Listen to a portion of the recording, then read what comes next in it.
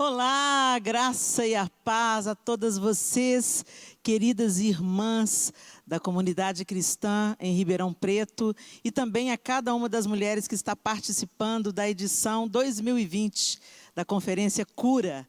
Para mim, é sempre uma alegria tão grande.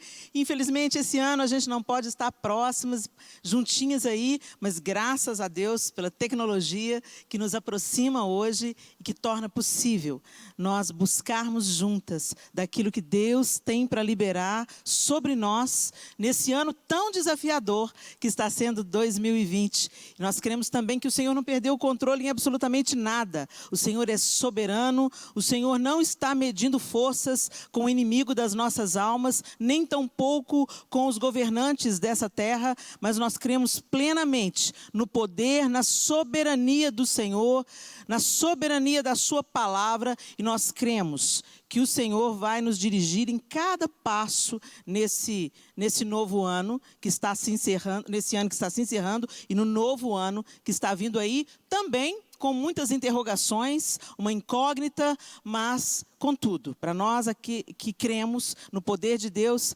descansamos, esperamos e estamos atentos àquilo que Ele quer nos ensinar em dias tão desafiadores. Amém? É uma alegria estar aqui. Beijo, pastora Mônica, pastor Danilo, e obrigado por mais essa oportunidade de comunicar o reino a essas mulheres maravilhosas que se reúnem através do Cura 2020. Vamos lá. Eu queria que você abrisse a palavra de Deus comigo. Abra sua Bíblia em Jó, capítulo 2. Jó, capítulo 2. E nós vamos ler a partir do verso 1. Eu vou usar a tradução NVI, ok? Vamos lá? Num outro dia, os anjos vieram apresentar-se ao Senhor, e Satanás também veio com eles para apresentar-se. O Senhor perguntou a Satanás: de onde você veio? Satanás respondeu ao Senhor: de perambular pela terra e andar por ela. Disse então o Senhor a Satanás: reparou em meu servo Jó? Não há ninguém na terra como ele, irrepreensível, íntegro, homem que teme a Deus e evita o mal. Ele se mantém íntegro, apesar de você me haver instigado contra ele para arruiná-lo sem motivo. Deixa eu dar uma pausa aqui, eu quero só te contextualizar. Parte da vida de Jó já tinha sido arruinada por Satanás, tá bom? Esse é um segundo encontro de Deus e Satanás. E Deus afirma para ele se mantém íntegro, apesar de você me haver instigado contra ele para arruiná-lo sem motivo. Pele por pele, respondeu Satanás. O homem dará tudo o que tem por sua vida. Estende a tua mão e fere a sua carne e os seus ossos. E com certeza ele te amaldiçoará na tua face. O Senhor disse a Satanás: pois bem, ele está nas suas mãos, apenas poupe a vida dele. Saiu, pois, Satanás da presença do Senhor e afligiu Jó com feridas terríveis, da sola dos pés ao alto da cabeça. Então Jó apanhou um caco de louça e com ele se raspava, sentado entre as cinzas. Então sua mulher lhe disse: você ainda mantém a sua integridade? Amaldiçoe a Deus e morra. Ele respondeu: você fala como uma insensata. Aceitaremos o bem dado por Deus e não o mal? Em tudo isso, Jó não pecou com seus lábios. Eu quero ir com vocês também a uma outra tradução. Nesse mesmo capítulo, de Jó 2. E eu quero ler em outra tradução, a partir do verso 8. E Jó tomou um caco para se raspar com ele, e estava sentado no meio da cinza. Então sua mulher lhe disse: ainda retens a tua sinceridade? Amaldiçoa a Deus e morre. Porém ele lhe disse: como fala qualquer doida, falas tu. Receberemos o bem de Deus e não receberíamos o mal? Em tudo isso não pecou Jó com seus lábios. Eu quero trazer uma reflexão aqui, não sobre a vida de Jó. É tão interessante que a gente vê várias pregações sobre Jó, sobre a vida de Jó, sobre o sofrimento de Jó, sobre a dor de Jó. Na verdade, é fácil falar, né, da vida de Jó. Inimaginável é viver o que Jó viveu. Perder em um só dia todos os bens, todos os filhos e, por fim, toda a sua saúde. Mas não é em Jó que eu quero me fixar aqui hoje com vocês, mulheres. Eu quero me fixar aqui na mulher de Jó. A mulher de Jó, a Bíblia nem relata para a gente o nome dela. Não fala que nome ela tinha. Mas a frase dela ficou célebre, ficou bem conhecida, não é? Ela questiona Jó, depois de tudo que você viveu. E eu não quero aqui, gente, só jogar pedra na mulher de Jó, não. Porque tudo que ele viveu, ela também viveu. Não é isso? Ela também estava passando pela mesma provação de seu marido. Quando Jó perdeu seus filhos, a mulher de Jó também perdeu seus filhos. Quando Jó perdeu suas riquezas, a mulher de Jó também perdeu as riquezas. Quando Jó perdeu seus privilégios e tudo aquilo que ele tinha acesso através dos bens que ele tinha, que ele possuía, sua mulher também perdeu. A diferença aqui é que agora ele perdeu a saúde física, o vigor. Tinha ferida da sola do pé até o alto da cabeça, a ponto dele se raspar com um caco. Talvez aquelas feridas fossem extremamente desconfortáveis, coçassem. Mas a mulher tinha sido preservada na sua saúde. Mas ela questiona Jó. Talvez nós também questionássemos. Às vezes a gente passa por coisas muito mais leves e a gente fica de punhos cerrados contra Deus. E a gente fala: Senhor, você não está vendo isso que eu estou passando? Senhor, você não está vendo a minha aflição? Senhor, você não está ouvindo a minha oração? Senhor, por que comigo? Engraçado que a gente pergunta para Deus por que comigo só quando acontece com a gente. A gente nunca perguntou: oh, Deus, por que com o outro? Por que o outro está sofrendo? Por que o outro perdeu? Por que o outro... Deixa eu ir lá ajudar o outro. Não. A gente é egoísta na vida, até nas dores. E a gente começa a questionar o amor de Deus quando as coisas saem dos trilhos, quando as coisas não acontecem do jeito que a gente esperava que elas acontecessem. E a mulher de Jó, feita do nosso mesmo material, nós não estamos aqui nos colocando em posição de superioridade a essa mulher, mas nós queremos aprender com ela. Certamente ela estava atravessando o vale mais tenebroso e escuro da sua existência. Gente, só quando a gente pensa na possibilidade de perder um filho, ela perdeu todos num só dia. Só da gente pensar numa coisa dessa, dá vontade, a gente já vai desfalecendo, né? Agora, interessante é que ela fala assim: ainda você permanece. No verso 9 ela diz: ainda retens a tua sinceridade? Isso, nessa versão. Na outra versão que eu li, vamos ver a palavra que ela usou na NVI, no verso 9. Mantém a sua integridade. Integridade é aquilo que não pode ser quebrado, né, gente? Mantém a sua integridade. Amaldiçoa a Deus e morre. Alguns estudiosos discordam que ela quis dizer exatamente amaldiçoa a Deus. Porque a palavra no original, no hebraico original, essa palavra que é aplicada aqui nesse texto, ela tem duplo sentido. Ela pode ser usada como amaldiçoa a Deus ou o seu extremo oposto. Ela pode ser usada como abençoa a Deus e morre. Então, algumas pessoas acreditam que não, tem uma outra possibilidade. Essa mulher, ela podia estar falando assim, também dolorida: ô Jó, você ainda está preservando a sua integridade? Abençoa Deus e vai, meu filho, vai com Deus, parte, já que você crê tanto em Deus, né? Bendiga o Senhor e morre. Mas a resposta de Jó nos mostra outra coisa. Porque essa palavra, você sabe como que ela se aplica? Se é como maldição ou como bênção, de acordo com o contexto. Mas o contexto desse texto está me dizendo que ela não está dizendo, bendize a Deus e morre. Ela está dizendo, amaldiçoa a Deus e morre. Por quê? Por causa da repreensão de Jó em relação a ela. Jó olha para ela e fala, você fala como uma insensata. Na outra tradução diz, você fala como louca. Você fala como qualquer doida. E ele continua, aceitaremos o bem dado por Deus e não o mal? Presta atenção aqui.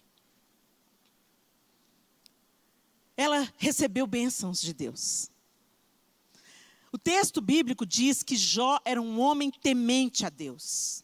O texto diz que Jó era um homem íntegro, que andava em retidão aos olhos de Deus, na presença de Deus. Ele tinha um coração sincero na presença de Deus. A tal ponto de Deus ostentar Jó, né, gente? Para Satanás, você viu meu servo Jó?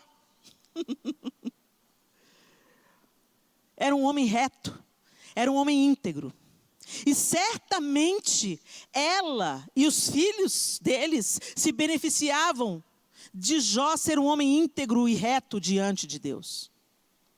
O texto, quando você vai lendo o livro de Jó, lá no capítulo 1, diz que Jó temia tanto a Deus e temia tanto que seus filhos pecassem contra Deus, que ele oferecia sacrifícios a Deus, caso os filhos dele viessem a pecar. Olha o nível de retidão desse cara, e de preocupação de andar, ele e sua família, em retidão aos olhos de Deus. Ele oferecia sacrifícios por seus filhos, para caso eles viessem a pecar, que não fosse imputado culpa a eles. E seus filhos e sua esposa se beneficiavam do fato dele ser esse homem íntegro e abençoado por Deus.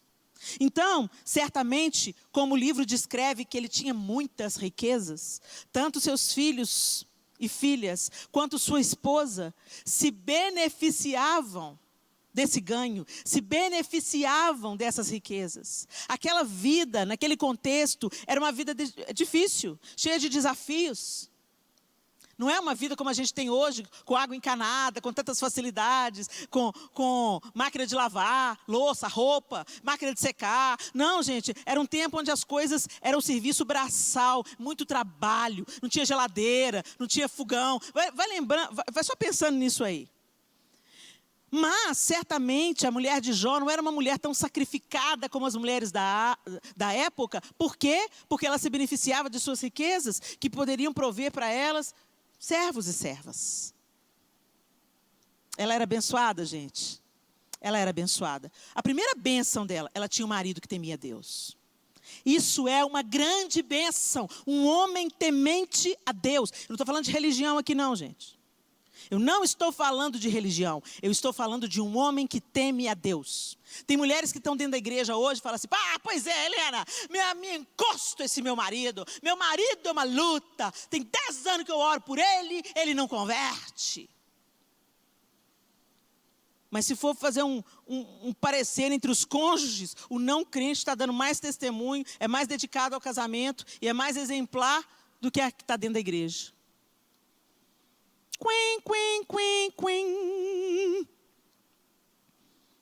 Tem muitos homens que ainda não tiveram um encontro pessoal com o Senhor, mas recebem às vezes os reflexos de uma família estruturada e temente a Deus. Tem muitos homens que não estão oficialmente dentro de uma igreja, inseridos numa comunidade de fé, mas são honestos, são íntegros, vivem para a família, são bons pais, são bons maridos. São uma bênção para aqueles que vivem ao seu redor. Mas às vezes as mulheres não conseguem perceber e colocam o foco naquilo que elas não têm. Mas meu marido não vai para a igreja comigo. Por quê? Você está preocupado com a salvação dele ou você está preocupado com o seu status? Muitas vezes nós começamos a reclamar das bênçãos que nós já temos. A mulher de Jó, a primeira bênção dela não era ser rica, não era ser mãe de filhos. A primeira bênção da mulher de Jó é ter um marido temente a Deus. Um marido íntegro diante de Deus. Isso significa que ele era um marido que a amava, que a protegia. Porque se é um homem íntegro diante de Deus, é um homem que obedece os padrões de Deus. Ou seja, não cobiça a mulher do outro, não vive em adultério, cuida da sua casa, cuida da sua esposa, a protege, a provê, não abusa dela. Então, a primeira dádiva da mulher de Jó, ela tinha um marido segundo o coração de Deus. A segunda dádiva, ela teve filhos e filhas. Gente, quantas mulheres querem engravidar, querem ter o filho, querem ter a filha, querem exercer a maternidade, mas não conseguem. Mulheres que eu conheço, mulheres maravilhosas, extraordinárias, cristãs, mulheres devotadas a Deus, mulheres do altar, que clamam a Deus por uma gestação, clamam a Deus pelo menos por uma única experiência da maternidade. E às vezes nós temos 2, 3, 4 filhos, 6 filhos. E não nos damos conta das bênçãos que temos ao tê-los. Quantas mães só perceberam quando perderam? Perderam para as drogas, perderam para o crack, perderam para o pecado, ou perderam literalmente para a morte. Que o Senhor tenha compaixão de nós. Ter filhos é um grande privilégio, é uma honra, não é um fardo. Ela tinha filhos e filhas, no plural. Que grande bênção. Em terceiro lugar, a terceira bênção dessa mulher é que ela tinha acesso. Servos, servas, e o acesso que as riquezas materiais proporcionam. Certamente, ela tinha acesso a alguns confortos que as mulheres que não tinham condições não poderiam ter. Para resumir a história, a mulher de Jó era uma mulher abençoada. E aí acontece toda essa tragédia. A vida deu uma guinada. Gente, essa guinada que aconteceu com a mulher de Jó, todos nós estamos suscetíveis a ela. Qualquer um de nós, qualquer uma de nós que está assistindo essa mensagem agora, qualquer uma de nós, nós estamos no mundo. No mundo nós teremos aflições, qualquer uma de nós pode sofrer uma perda drástica. E o que nos salvará? O que vai nos sustentar de pé? O que sustentou Jó?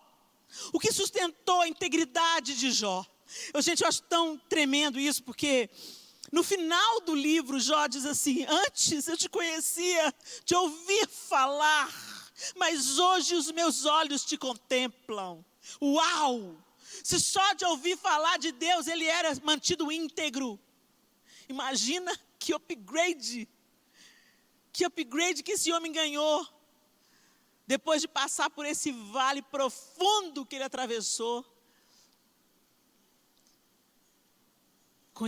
e passou a conhecer a face de Deus. Jó enxergou a luta, o luto, a dor, a miséria, a falta de saúde como uma porta que ele atravessou para conhecer a face amorosa de Deus. E a gente fala de Jó e se comove, e parece uma história tão longe e distante da nossa realidade. Mas eu quero te dizer, eu conheço pessoas hoje que estão atravessando crises inimagináveis. Pessoas que também perderam filhos, pessoas que também vieram à falência, pessoas que estão definhando, lutando contra uma doença terminal, e elas estão glorificando e exaltando o nome do Senhor. Porque elas são boas? Não! Porque elas decidiram conhecer a Deus. Porque elas optaram pela intimidade com Deus. Como que nós estamos vivendo a nossa vida? Gente, eu sempre volto nessa tecla. Eu sempre volto nessa tecla porque eu percebo a gente às vezes tão distraídos. Eu percebo, sabe, as pessoas falando assim, não, Jesus tem que esperar eu casar primeiro, para poder voltar. Não, Jesus tem que esperar eu ser mãe primeiro, para depois voltar. Ou seja, essa vida aqui é que é boa, essa vida aqui que me dá segurança, é o meu diploma, é o meu trabalho, é a minha carreira, é o meu ministério, é o meu casamento, são os meus filhos, eu vou me realizar aqui nessa terra, aqui está a minha alegria, aqui está o meu propósito, aqui está o meu princípio, o meu meio e o meu fim. E isso é uma evidência de que nós estamos totalmente distraídos daquilo que Deus tem, daquilo que Deus quer. Só para te situar, qual que é a esperança cristã? Qual que é a esperança cristã? Você já parou para pensar nisso? Em que creem os cristãos? Os cristãos creem que Jesus é o Messias de Deus, que foi enviado para reconectar, religar, reconciliar a criatura do Criador.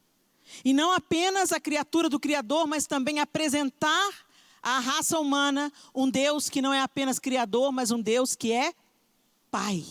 Ele nos ensina a orar, Pai nosso que estás nos céus. Quem chama Deus de Pai são os cristãos. Esse é um princípio cristão. E reconciliados com Deus, então Jesus morre para pagar o preço, o escrito de dívida que era contra nós. Cumprir a lei, que nenhum de nós nunca vai ser capaz de cumprir totalmente. Ele veio cumprir a lei. E ele então nos apresenta uma nova maneira de viver. Onde a lei não é mais a lei da condenação e da morte, mas é a lei do Espírito e da vida. Ou seja, é a lei que norteia a nossa santificação, não a nossa condenação. E dessa forma, vivendo, nós então caminhamos a partir de agora, a partir de hoje, como uma antecipação daquilo que esperamos. E o que nós esperamos, gente? Nós esperamos a ressurreição do corpo. Nós esperamos que Jesus irá voltar nos ares. E que aqueles que dormem em Cristo ressuscitarão primeiro. E vão se encontrar com Jesus nos ares. A igreja será retirada da terra para o tempo de bodas com o Cordeiro. Depois de um tempo que nós não sabemos quanto será, a eternidade invade a terra, a nova Jerusalém desce dos céus, Jesus é que vai reinar, um reino de retidão, justiça, onde a morte não mais existirá. Nós receberemos um novo corpo, um corpo glorificado, exatamente como Jesus ressuscitou e recebeu um corpo glorificado. Nós, como filhos de Deus, também ressuscitaremos com Ele e receberemos um corpo glorificado. Você lembra disso, não? Alguém já te contou sobre a esperança cristã? Ou você ainda acredita assim, eu vou viver a minha vida, vou curtir a vida, vou viver a vida, beleza, e depois eu vou morrer e vou para o céu, meu espírito vai para o céu, e todos viverão felizes para sempre, e tudo que não glorifica a Deus vai queimar, e bem feito para eles. Não. Eu espero a ressurreição da carne. Eu espero que aqueles que morreram em Cristo ressuscitarão primeiro. Eu espero que Jesus venha nos ares. Eu espero que o reino de justiça vá governar sobre todos, onde toda desigualdade, toda injustiça, todo assassinato, todo aborto, todo dolo, toda dor, tudo vai acabar, porque Jesus irá reinar e nós reinaremos com Ele. E hoje eu vivo como uma antecipação daquilo que eu creio. Então hoje eu trabalho pela justiça, hoje eu trabalho pela integridade, hoje eu trabalho pela igualdade, hoje eu trato o meu próximo como meu igual, hoje eu não abuso, hoje eu não sou racista, hoje eu não discrimino, hoje eu vivo como uma antecipação do reino de justiça, que vai me tomando e me consumindo cada dia e me tornando a imagem e semelhança de Jesus. Essa é a esperança cristã. Mas nós vivemos distraídos. iludidos com essa terra.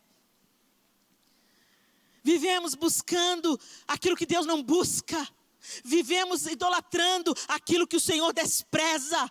Queremos posição, queremos poder, queremos influência, queremos muitos seguidores no Instagram. Queremos. E o chamado de Jesus é: negue-se a si mesmo, tome a sua cruz, siga-me. Nós recebemos a vida de Deus. Nós recebemos a salvação em Jesus. Nós recebemos a esperança cristã de um novo reino de justiça e retidão. Nós recebemos tantas dádivas. Mas quando a dor acontece, quando o luto acontece, quando a circunstância sai do trilho, quando as coisas não funcionam, quando o emprego é perdido, quando a grana falta, aí a gente fica de bico. E questiona o amor de Deus. E reclama: por que essa pandemia está acontecendo? Por que o Senhor está permitindo? Ele está permitindo para nos purificar. Ele está permitindo porque Ele quer sinalizar alguma coisa. Ele está permitindo porque Ele quer nos mostrar que nós estamos colocando em pedestais aquilo que não é Deus. Aquele que não é Deus. Nós estamos idolatrando o nosso ego. Nós estamos idolatrando lideranças. Nós estamos idolatrando artistas. Nós estamos colocando nossa prioridade na nossa vaidade, na nossa vontade. Nós estamos com prioridades invertidas, confusos e distraídos. E Deus quer nos alinhar, porque Jesus Cristo vem aí. Deus quer nos alinhar. Deus quer fazer o nosso coração pulsar por aquilo que o coração dele pulsa. Deus quer nos apresentar a sua face amorosa da mesma maneira que Ele apresentou a face amorosa dele a Jó. Mas a mulher dele não percebeu. A mulher dele preferiu murmurar, reclamar e amaldiçoar. A evidência que é a maldição que ela lançou, que o original que ela aplicou aqui, era maldição, foi a repreensão que Jó fez. Você fala como uma louca. Nós recebemos a bênção de Deus, não receberíamos o mal que vem dele. Sabe por quê, gente? Porque Jó sabia. Ele podia não estar entendendo nada naquele momento que ele estava vivendo. Ele podia não estar percebendo nada daquilo que ele estava passando. Mas uma coisa Jó sabia, que Deus era justo. Então talvez ele estivesse numa crise. O que foi que eu fiz? O que será que eu fiz? Se o Senhor está me punindo, deve ter algum motivo para isso. Mas depois de tantos conflitos, de tantas conversas difíceis, de tantas acusações dos amigos, de tantos problemas, de tantas perdas, de tanto luto, Deus responde a Jó e se apresenta a Jó. Jó tinha suas questões também. Jó também teve dúvidas, como eu e você temos. Mas esse momento de dúvida para Jó se tornou o momento onde Deus se manifestou a ele. Por quê? Porque ele foi buscar respostas no único que tinha. A gente busca resposta em muitas coisas. Busca beber água em outros poços. Busca saciar a nossa frustração em outras fontes. E é por isso que terminamos com a mulher de Jó. Sem entender, frustrada, dolorida, irritada, magoada, entristecida e com toda a razão, com todos os motivos, só que por causa dos seus motivos ela se afastou da única fonte da sua cura. Quando nós sofremos, gente, nós não temos que correr de Deus, nós temos que correr para Deus. Quando as coisas estão de ponta cabeça, é para Ele que a gente vai. Quando as coisas estão muito bem, é para Ele que a gente vai. Por isso que Jó fala, nós recebemos o bem de Deus, não vamos receber o mal. Se eu corri para Deus para agradecer pelo bem, se eu corri para Deus para oferecer sacrifícios agradáveis a Ele, para que Ele perdoasse os pecados dos meus filhos, eu também corro para Deus quando eu não tenho respostas para as minhas perguntas. É para Deus que eu corro. Nós estamos fugindo de Deus no momento que nós mais precisamos dEle. Cavamos para nós cisternas rotas, buscamos alívio. E é isso que nós temos, alívio. Nós só conseguimos alívio. Alívio no pecado, alívio na bebida, alívio na falação, alívio na fofoca. A gente acha um tanto de paliativo, um tanto de alívio. Alívio no entretenimento, alívio no cinema, alívio na viagem. Alívio, mas a dor volta. Alívio não é cura. Vinde, voltemos ao Senhor, pois Ele nos despedaçou e nos sarará. Fez a ferida e a ligará, nos revigorará e viveremos diante dele. Há um bálsamo em Gileade, a unção em Gileade vem sobre ti para curar. Vem sobre a filha de Sião. Há um médico em Gileade, há remédio em Gileade, vem sobre ti para curar. Restaura a filha de Sião. Se nós recebemos o bem de Deus, não receberíamos o mal dele. Helena, você está dizendo que essa pandemia foi Deus que mandou? E Ele não é soberano para isso? Ou você acha que Deus é o Papai Noel? O gênio da lâmpada que age conforme o que você acha que é certo, conforme a ética dos homens. O texto que nós estamos lendo não diz que foi Deus que mandou a ruína sobre Jó. Quem estabeleceu a ruína foi Satanás. Quem trouxe para Jó a morte dos filhos, a bancarrota, as feridas, foi Satanás. O texto diz isso. Mas a permissão e também a restrição foi de Deus. Na vida dele, você não pode tirar a vida dele. Quem dá e tira a vida é Deus. Mas Deus permitiu. Deus não perde uma oportunidade. E se nós estamos atravessando o que nós estamos atravessando, seja coletivamente, seja individualmente, tem um propósito de Deus. Porque todas as coisas cooperam conjuntamente para o bem daqueles que amam a Deus, daqueles que são chamados segundo o seu propósito. Romanos 8, 28. A palavra de Deus continua valendo. A palavra de Deus continua sendo mais cortante que espada de dois gumes. E se estamos atravessando a dor individual ou o problema coletivo, Deus está nos empurrando para um lugar mais espaçoso. Deus quer usar essas dores de contração para fazer algo novo nascer. Nascer uma nova igreja. Nascer uma nova igreja como nasceu um novo Jó. Que ao final da sua dor disse: antes eu te conhecia de ouvir falar, mas agora eu te vejo, eu te conheço mais intimamente. Como é que você vai chegar do outro lado? Será que você e eu seremos como a mulher de Jó? Ah, larga isso para lá, chuta isso para lá, vai viver sua vida, vai curtir a vida. Larga esse negócio de igreja para lá, larga esse negócio de servir Deus para lá. Deus não responde a sua oração. Deus não faz o que você quer. Que evangelho é esse? Você só sofre desde o dia que você aceitou Jesus, só sofrimento. Amaldiçoa esse seu Deus. E morre, né, gente?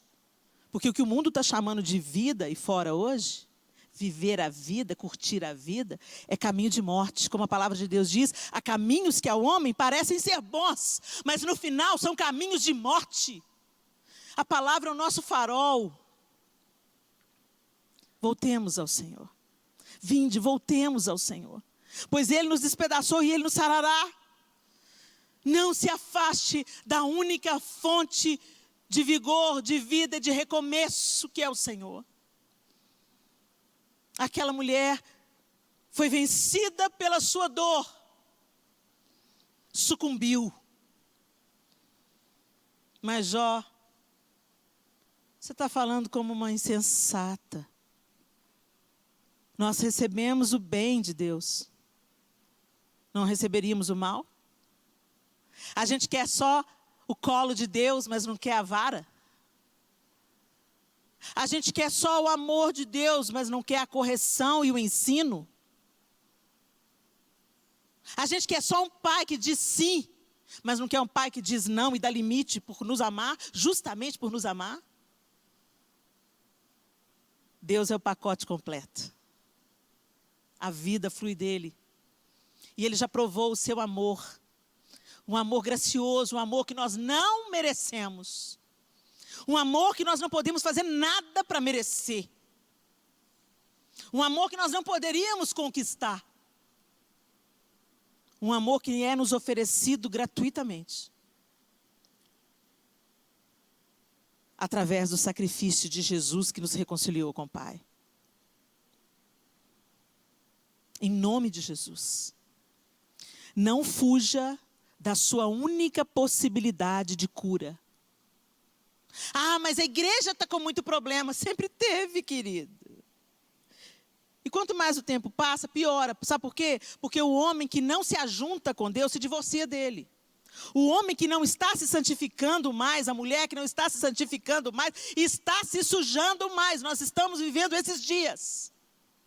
Então não espere que a instituição igreja, onde joio e trigo convivem juntos, onde ovelhas e bodes convivem juntos, onde pessoas que são nascidas de novo e pessoas que são simpáticas ao evangelho convivem juntos, não espere perfeição da instituição.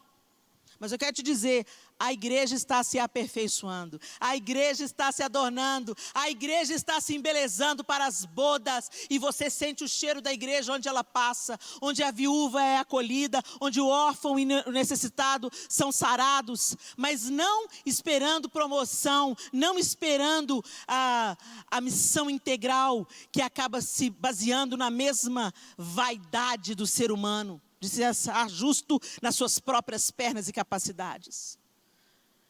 Mas a missão dependente, aquele que ama porque foi amado, aquele que acolhe porque foi acolhido, e não espera nada que os outros façam, ele vai e faz. Quem está cheio de amor de Deus, está derramando amor de Deus aí. E está influenciando outros pelo exemplo, mais do que pelas palavras. Eu andava muito frustrada, sabe, gente? Porque eu esperava que alguém tomasse uma decisão, eu esperava que fulano, que tem muita influência, fizesse tal coisa, eu esperava que a igreja se movimentasse para a gente resgatar crianças, eu esperava que fulano e ciclano adotassem, eu esperava, até que o Espírito Santo me confrontou e falou assim: espere em mim e faça você o que tem que fazer. É como se Jesus estivesse voltando lá na praia com Pedro. Oh Deus, e quanto a João? Oh Jesus, e quanto a João? Que te importa? Quanto a ti, segue-me. Nós estamos muito preocupados com a obra de Deus na vida do outro. Deixa Ele fazer a obra na sua vida. E seja por aí uma fonte a jorrar para a vida eterna. Quando nós bebemos da fonte que é o Senhor, uma fonte a jorrar para a vida eterna começa a pipocar de nós. E a gente não está medindo a vida do outro. A gente está cumprindo o que Deus mandou a gente cumprir. Bora lá! Seremos aperfeiçoados. E em nome de Jesus, pela misericórdia de Deus, pela graça do Senhor e pela sua palavra, não seremos enganados ou não sucumbiremos à nossa dor como a mulher de Jó. Mas pelo poder do seu Espírito em nós, seremos fortalecidos e vamos atravessar e chegar do outro lado, amém? Vamos chegar do outro lado melhores. Quando Jesus entra no barco com seus discípulos e eles atravessam aquela tempestade horrorosa, onde todos eles pensavam que iam morrer. Jesus levanta, acalma o mar e a tempestade. Eles se esqueceram que quando eles entraram no barco, a palavra de Jesus foi: vamos para outra margem. Se Jesus falou que nós vamos chegar na outra margem, nós vamos chegar na outra margem. Se Jesus falou que nós vamos ressuscitar com Ele, nós vamos ressuscitar com Ele. Se Jesus falou que Ele vai voltar, Ele vai voltar. Se Jesus falou que os mortos em Cristo ressuscitarão primeiro, os mortos em Cristo ressuscitarão primeiro. Se Jesus falou que a Nova Jerusalém, se a palavra de Deus diz que a Nova Jerusalém vai descer do céu e um novo governo será estabelecido na terra, um novo governo será estabelecido na terra. Vai ter deserto, vai ter tempestade, vai ter desesperança, vai ter muita coisa errada rolando no meio do caminho, mas nós vamos chegar na outra margem em nome de Jesus. E como Jó, em nome de Jesus, Senhor, nós vamos proclamar: antes eu te conhecia de ouvir falar, mas agora os meus olhos te veem. Traga à sua memória, minha irmã, aquilo que pode te dar esperança. Lembre-se dos dias que o Senhor te sustentou. Lembre-se da benevolência do Senhor. Lembre-se dos dias que Ele satisfez seus sonhos. Que os seus olhos sejam abertos para você enxergar as dádivas que a mulher de Jó não conseguiu enxergar na hora da sua dor. Traga à memória, no momento da dor, traga à memória aquilo que te dá esperança. Traga à memória o livramento, traga à memória o sustento, traga à memória a provisão, traga à memória a saúde para viver cada dia, traga à memória os filhos que você teve a oportunidade de ter, traga à memória o casamento, traga à memória o sustento do Senhor em toda e qualquer circunstância, traga à memória. Você tem bênçãos para contar? Então conta as bênçãos. Conta as bênçãos e seja fortalecido em nome de Jesus. Vamos orar. Senhor, nós te louvamos, nós te bendizemos. A nossa esperança é o Senhor. Sim, Senhor, como muitas vezes nós também ficamos como Jó, confusos, perplexos, buscando motivos, sem entender bem. Mas o Senhor veio o seu socorro, o Senhor veio com respostas, o Senhor veio com livramento. E o livro de Jó termina dizendo que o Senhor deu a Jó o dobro de tudo aquilo que ele tinha perdido. Pai, abre os nossos olhos, nós queremos não apenas conhecer o Senhor de ouvir falar, nós queremos te ver, queremos contemplar o Senhor. Porque é na contemplação do Senhor, da tua misericórdia, do teu amor, da tua graça, é nessa contemplação que seremos transformados à tua semelhança. Que vivamos hoje com uma antecipação daquilo que esperamos. Que a gente não sucumba ou queira do Senhor uma paternidade fracionada. Queremos só o bem, mas não queremos a correção, não queremos o mal, não queremos viver o que o Senhor quer que a gente viva. Queremos obedecer e glorificar o teu nome em todo o tempo. Mas nós não conseguiremos isso na nossa força. Por isso, Senhor, nós te pedimos que o teu Espírito Santo nos dirija, nos ensine todas as coisas, como Jesus prometeu que Ele faria. Nos convença da justiça, do pecado, do juízo. Inflame o nosso coração de amor pelo Senhor e pelo teu reino. E nos desconecte, Senhor, daquilo que o fogo pode consumir. A ferrugem pode corroer. Em nome de Jesus nós oramos. Amém e amém. Deus abençoe vocês, mulheres queridas. Onde vocês estiverem, em Ribeirão, na região, ou se você está assistindo essa mensagem do Japão, da Europa, que Deus abençoe cada uma de vocês. Fica firme aí. Eu fico firme aqui e o Senhor fortalece a todas nós. Deus abençoe vocês.